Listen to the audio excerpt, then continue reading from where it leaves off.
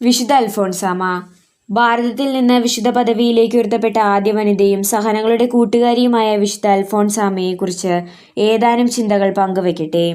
നൂറ്റാണ്ടുകളുടെ പാരമ്പര്യമുള്ള കേരള കത്തോലിക്ക സഭയ്ക്ക് ലഭിച്ച ദൈവത്തിന്റെ പ്രത്യേക ദാനമാണ് വിശുദ്ധ അൽഫോൺസ. സമൃദ്ധിയുടെയും ലൗകികതയുടെയും പ്രലോഭനങ്ങൾ തിരസ്കരിച്ച് അവൾ വരിച്ചത് വേദനയുടെയും ത്യാഗത്തിന്റെയും ദുരിത വഴികളാണ്. 1910 ഓഗസ്റ്റ് 19 കോട്ടയം ജില്ലയിലെ കുടമാളൂർ ഇടവകയിൽ മുറ്റത്തുപാടത്ത് എന്ന കുടുംബത്തിൽ ജോസഫിന്റെയും മേരിയുടെയും 4ാമത്തെ പുത്രിയായി വിശുദ്ധ അൽഫോൺസ ജനിച്ചു. അന്നക്കുട്ടി എന്ന പേരാണ് അവർ മകൾക്ക് നൽകിയത്. നന്നേ ചെറുപ്പത്തിലെ അമ്മയെ നഷ്ടപ്പെട്ട അന്നക്കുട്ടിയെ വളർത്തിയത് പേരമ്മയും വല്യമ്മയും ചേർന്നാണ്. ആത്മീയ ജീവിതത്തിന്റെ ആദ്യ വിത്തുകൾ ശൈശവത്തിൽ തന്നെ അവളിൽ വിതയ്ക്കപ്പെട്ടു.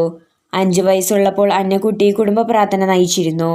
പ്രാഥമിക വിദ്യാഭ്യാസത്തിനു ശേഷം അവൾ പേരമ്മയെ അന്നമ്മ മുരിക്കലിന്റെ മുട്ടുചിറയിലുള്ള ഭവനത്തിലേക്ക് മാറി.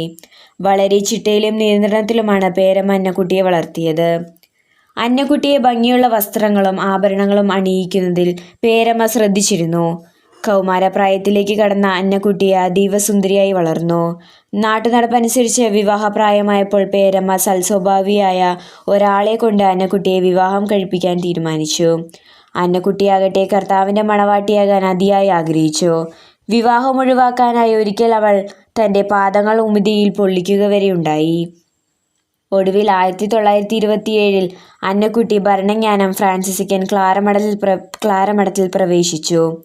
1928 ഓഗസ്റ്റ് 2 ശിരോവസ്ത്രവും 1920 മെയ് 19 സഭാവസ്ത്രവും സ്വീകരിച്ചു.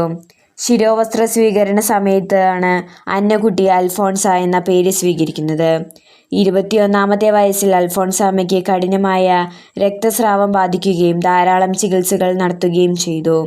ശസ്ത്രക്രിയയെ തുടർന്ന് താൽക്കാലികമായി സുഖം പ്രാപിച്ച അൽഫോൺസ ക്ലാരമഠം വക പ്രൈമറി സ്കൂളിൽ അധ്യാപികയായി പ്രവർത്തിച്ചു. എന്നാൽ കടുത്ത അനാരോഗ്യം മൂലം 1 വർഷം മാത്രമാണ് അവിടെ തുടരാൻ സാധിച്ചത്. കുരിശ് തന്നാണ് ഈശോ സ്നേഹിക്കുന്നതെന്നും സ്നേഹിക്കുന്നവർക്ക് മാത്രമേ അവിടുന്ന് കുരിശുകളും സങ്കടങ്ങളും കൊടുക്കുകയുള്ളൂ എന്ന് അൽഫോൺസാമ്മ വിശ്വസിച്ചു. തൻ്റെ ജീവിതത്തിൽ മറ്റാരും അനുഭവിക്കാത്തത്ര കഷ്ടപ്പാടുകളും വിഷമതകളും അവൾക്ക് ഉണ്ടായി. പാരവശ്യവും രക്തസ്രാവവും പനിയും ചുമയും അവരുടെ ജീവിതാവസാനം വരെ നീണ്ടുനിന്നു. ഈ സഹനം വഴി ഈശോയുടെ തിരുഹൃദയത്തിലെ സ്നേഹാഗ്നിയിൽ ലയിക്കുവാൻ വിശുദ്ധ കൊതിച്ചു. സഹനങ്ങൾക്കൊടുവിൽ 1946 ജൂലൈ 28 അൽഫോൺസാമ്മ അന്തരിക്കുന്നത്. ജന്മന കാൽ ഉള്ളിലേക്ക് വളഞ്ഞിരുന്ന ഒരു ബാലന്റെ അത്ഭുതകരമായ രോഗശാന്തിയാണ് അൽഫോൺസാമ്മയെ വിശുദ്ധ പദവിയിലേക്ക് ഉയർത്താൻ കാരണമായത്. മരണശേഷം ഏകദേശം 40 വർഷങ്ങൾക്ക് ശേഷം 1986 ഫെബ്രുവരി 8 അൽഫോൺസാമ്മയെ വാഴ്ത്തപ്പെട്ടവളായി പ്രഖ്യാപിച്ചു. 2008 ഒക്ടോബർ 12 ബെനഡിക്റ്റ് 16 മാർപ്പാപ്പ അൽഫോൺസാമ്മയെ വിശുദ്ധയായി പ്രഖ്യാപിച്ചു.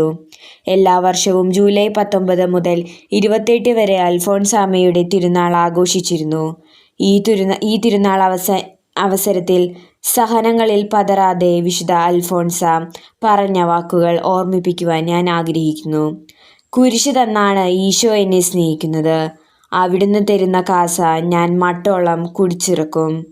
നന്ദി.